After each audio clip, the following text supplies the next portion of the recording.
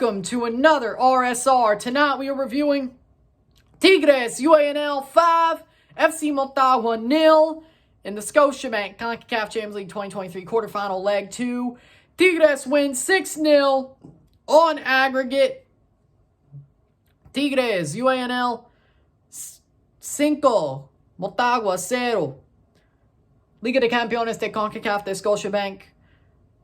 Quarterfinals, partido, volta, 6-0 global. Tigres to the semifinal. We will have MLS versus Liga MX final this season.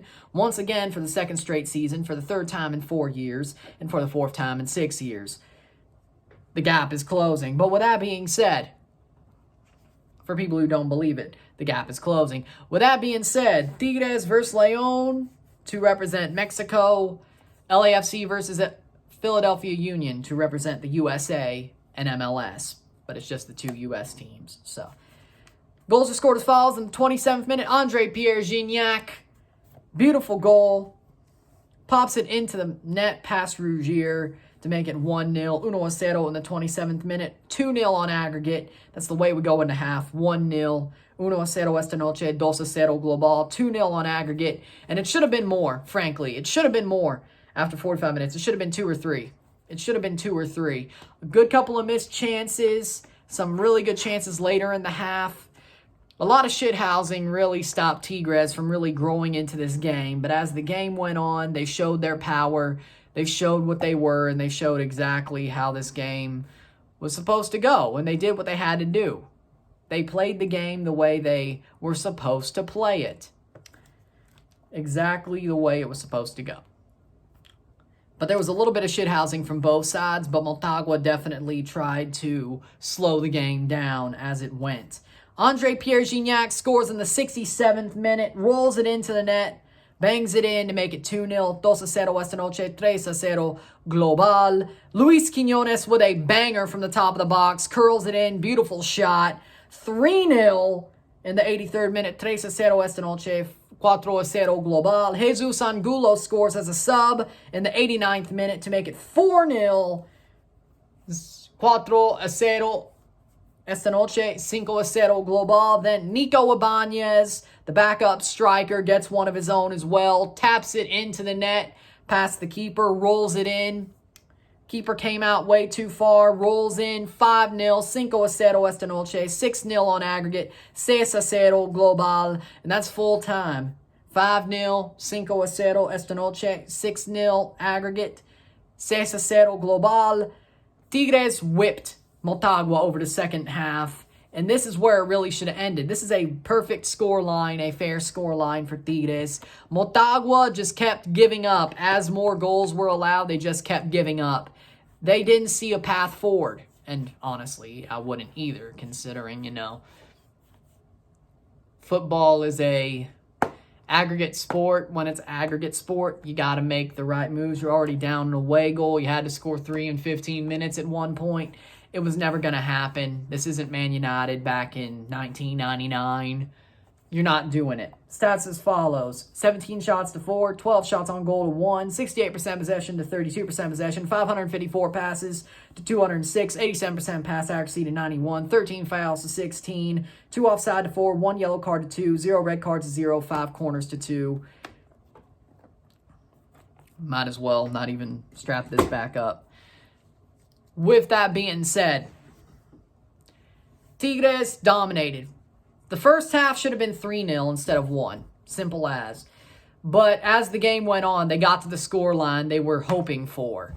This game was a lot different than what I expected. Knowing they sacked their manager going into this leg, and they replaced him with Siboldi, and you saw how bad he did at Cruz Azul, I was like, oh, this could be a bad moment. This could be a Pachuca 2.0.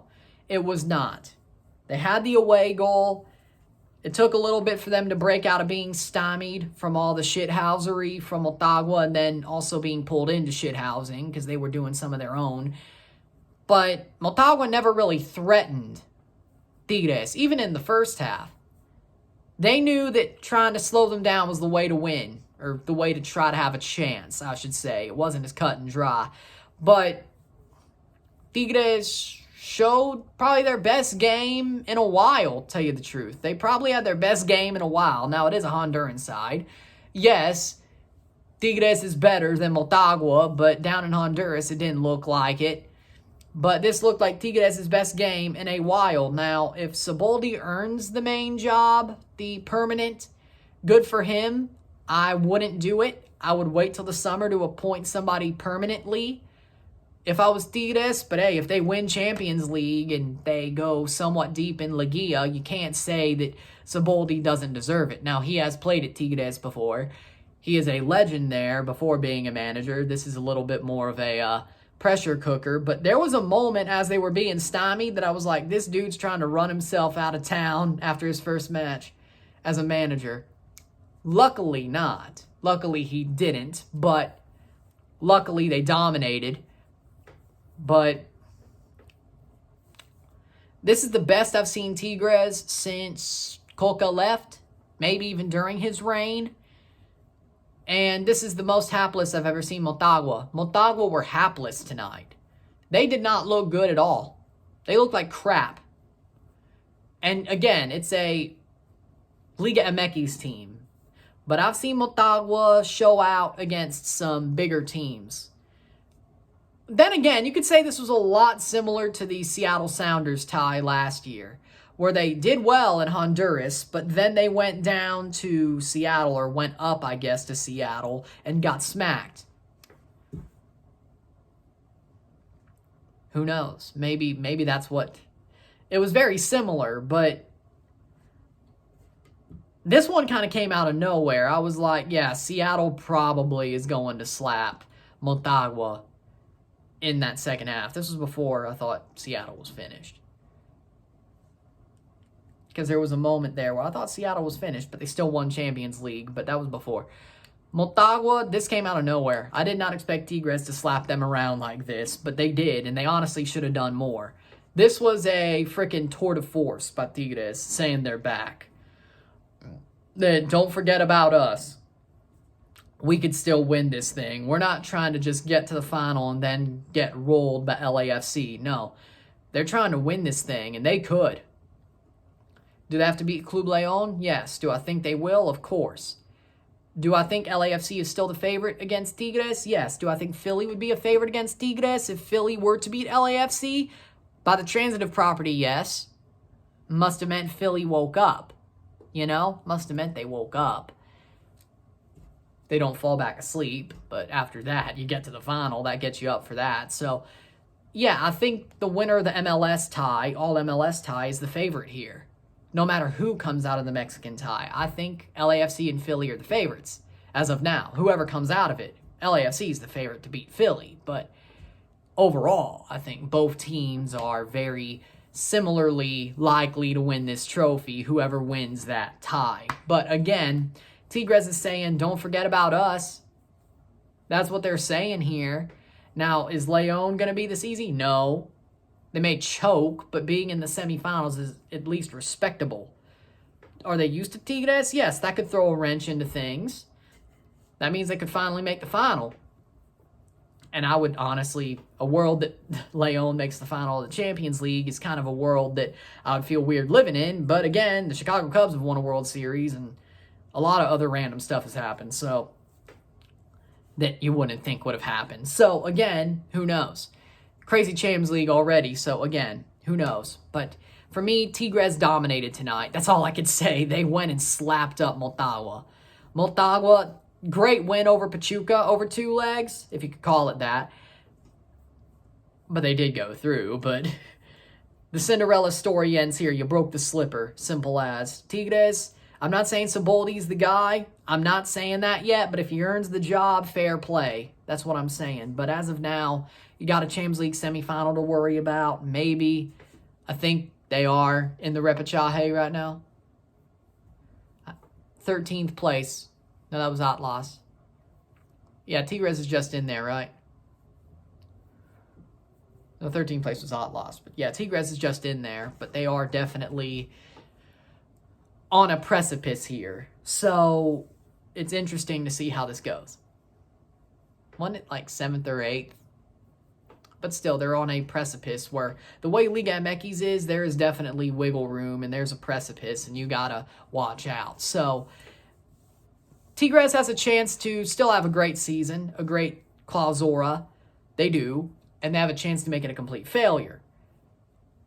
I'm not putting it past Saboldi to do that. But as of now, good start. Great way to start it.